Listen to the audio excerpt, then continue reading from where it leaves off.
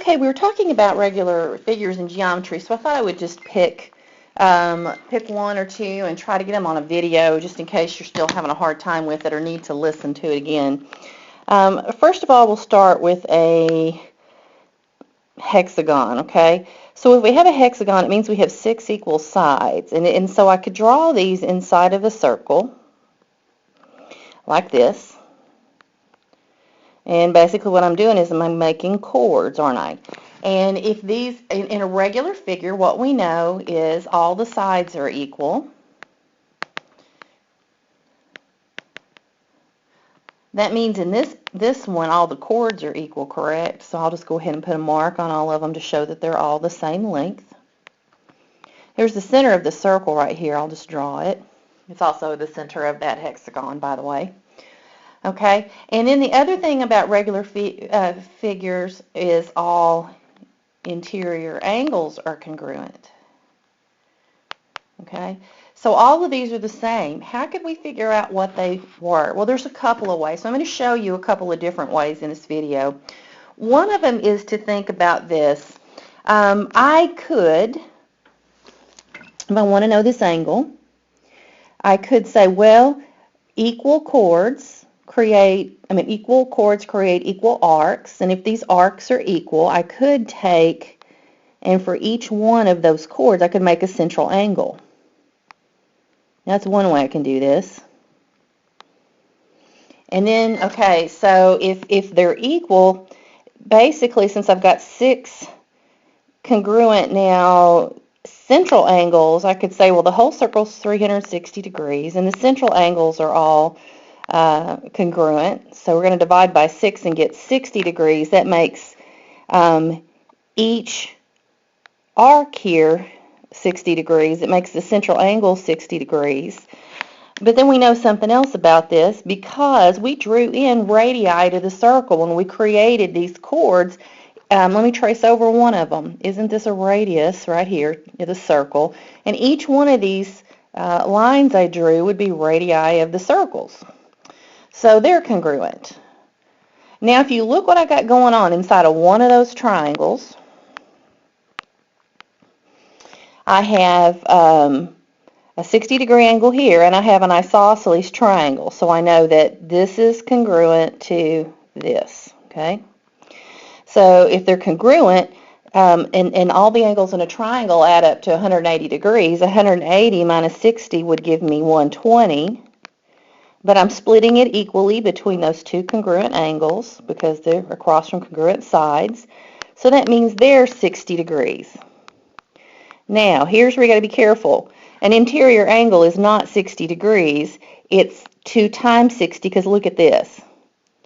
This right here is an interior angle, and it's going to be made of 2 60-degree angles, because basically every angle in every triangle here is 60 degrees. So for instance, I'll put like little red dots. This angle is 60, and this angle is 60, and they add up to one of the angles. So one interior angle is 120 degrees, because there's 2 of those 60-degree angles there. All right. Now, another thing sometimes you get asked is that what is the sum of the interior angles? Well, if one interior angle, sorry for that mark, if one interior angle is 120 degrees, and we have 1, 2, 3, 4, 5, 6 of them, I could just multiply 120 times 6 and get 720. So that's the sum of all the interior angles. Now there are formulas for this so that we don't have to go through this process every time. There's a quick formula for it, so let me show you that next. There's even more ways to find it, but I'll go to another page and draw this again and show you the formulas. Okay, again, what we had was we started with a circle, and we put a regular hexagon, and that meant all the angles inside were equal, and all the sides were equal in the hexagon. Now, one of the things that helps us know all this information is the fact that we inscribed it in a circle, and that gave us all kinds of information that we knew just because we knew things about chords and central angles and and radii in a circle. So that's one of the reasons why we can develop this formula. Now, if I wanted what the sum of all the interior angles were, we said it was 720 on the previous page. There's a formula. And the formula says I take the number of sides, which is in a hexagon, that's 6. So you have to know how many sides your figures have that you can count it, right? 1, 2, 3, 4, 5, 6. And I multiply it by 180. So in this hexagon, it would be the number of sides is n. It's the only thing you got to fill in the formula. So 6 minus 2 would be 4. And 4 times 180 is 720 degrees. Once I know that all the angles are 720 degrees, I know there's 6 angles. If there's 6 sides, there's 6 angles. If there's 5 sides, there's 5 angles. See how that works? You can count them and see for yourself. But I could just divide that by 6 and get 120, but there is a formula if you just want to know one interior angle of a regular figure. And again, this has to be for a regular figure. The other one, the sum of all the interior angles, it actually works for anything. It's kind of a generic formula for anything, even if it's not regular. Generic. One interior angle of a regular figure. This one I'm fixing to write, it only works when it's a regular figure and all the angles are equal. Otherwise, you can't do this.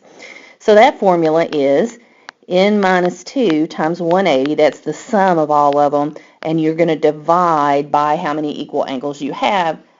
So if it's 6, you're dividing by 6. Really, I'm just taking this 720 that I got here, splitting it up 6 equal ways if it's a regular figure. Because do you recognize that the top of this is the same thing, isn't it? I'm just dividing it 6 equal ways. So if you can remember that for the top part, sometimes people have an easier time remembering the bottom one if they can just remember the top one and then just say it's the top divided by how many equal angles. Okay. In my hexagon, I have 6 minus 2, which is 4, times 180. We already knew that was 720. And then on the bottom, I have 6 equal angles, so 720 divided by 6 is 120 degrees. Now, how can you remember this? What is this formula saying here up at the top? The sum of the interior angles, this right here. Well, here's what it's saying, or here's how they developed it. Let me tell you that. I could see how many triangles I have inside this figure. And if I know the number of triangles, I know each triangle has 180 degrees. So if I can figure out how many triangles are in this figure, then I could just multiply the number of triangles times 180. That's really where they're getting this formula. So let me just show you. If you ever forget the formula, there's a way to work around it. Let me just start. You start at one vertex to draw your triangles. You go, okay, there's a triangle, so that's 180 degrees. And then you go to each other vertex. There's another triangle, so that's 360 degrees. Here's another triangle. So how many triangles? When I drew that last one, I actually have 1, 2, 3, 4 triangles, don't I? So each triangle has 180 degrees, and there's 4 of them. 4 times 180 is 720. Okay. So you can kind of see how they develop the formula if you look at it this way. So sometimes understanding what's going on in a formula can keep you from having to memorize the formula, and I think that could be the case here. You could count the number of triangles you can draw. And then if the figure's regular, you just divide by how many equal angles there were in the original figure. We'll do another one. Okay, let's do an octagon just quickly, and we'll just use the formula for that one. It's like a stop sign, so 1, 2, 3, 4, 5, 6, 7, 8, doesn't, pretend it's a perfect stop sign. It's a perfect octagon. I could also inscribe this in a circle if I wanted to, but I don't have to do that if I just want to find the angles. So the sum of all the interior angles, which is sometimes something they want, is n minus 2 times 180, and what that's really saying is the number of triangles times 180. If you think about it, one triangle has 3 sides, so you kind of got to adjust that first triangle's 2 sides out. You don't have, each side doesn't give you a triangle, does it? So if it's 8 sides, 8 minus 2 is 6, right? And you multiply 6 times 180, and you get 0.84, 1080. 180 degrees would be the sum of the interior angles. Even if all the sides weren't equal, that would still be the sum of the interior angles just because it is an octagon. Now, if it's a regular octagon, if it means all the sides are the same, that'll mean all the angles are the same for a regular octagon.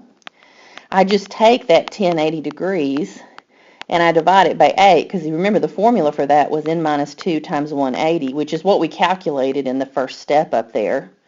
And then we divide it by the number of sides, or the number of angles, really. Number of sides and number of angles always match. Okay, so 1080 divided by 8, I'm going to use my calculator, is 135 degrees. So in a regular octagon, each one of these angles is 135 degrees. Okay? If we're thinking about that from another point of view, if you have that same octagon, I'll draw it in a different color here. 1, 2, 3, 4, 5, 6, 7, 8 sides, and we're going to say they're all the same. You could figure this out by, like, here's the center, and let's just look at one triangle here. If the angles are all the same, are basically what we're doing when we drew this. From the point of view of a circle, we could put 8 equally spaced points and then draw and connect them, and we'd have a regular octagon. Well, if we do that, we know the chords are equal to the chords. Cut these are going to be equal all to each other, and we know we got a central angle, and we've got eight of these triangles in it. So the central angle is 360 degrees. If we divide by 8, we get 4. That gives us 32. That would be 40. So 45 degrees is each one of these. And again, we have isosceles triangles because all these radii are going to be congruent. I could have drawn all the triangles in. I'm just trying to keep the figure clear here. So if you look at what we have here in one of the triangles, this is 45 degrees. 180 minus 45 would give us 135. But since these are radii of the circle, they're congruent, so these two angles are going to be congruent. I will split the 135 up into 2 equal parts and get 67.5. So each little angle here is 67.5. I'll just put a little red. That angle 67.5, that angle 67.5. Now, if you look at what one central angle is, I'll draw that in purple. One central angle is like this. It's 2 of these individual angles, so 2 times 67.5 would be 135 degrees. We can reason it out from what we know about circles, but we have a formula so that we don't have to go through all that each time. I hope it's reassuring to you, though, that you could figure it out without the formula if you got stuck, because this is something that sometimes shows up on SAT tests. I know, like, all the state tests definitely had this on them for geometry, and so it's probably going to be on the new SAT even more than it would show up on the old one for those of you who are trying to prepare for that.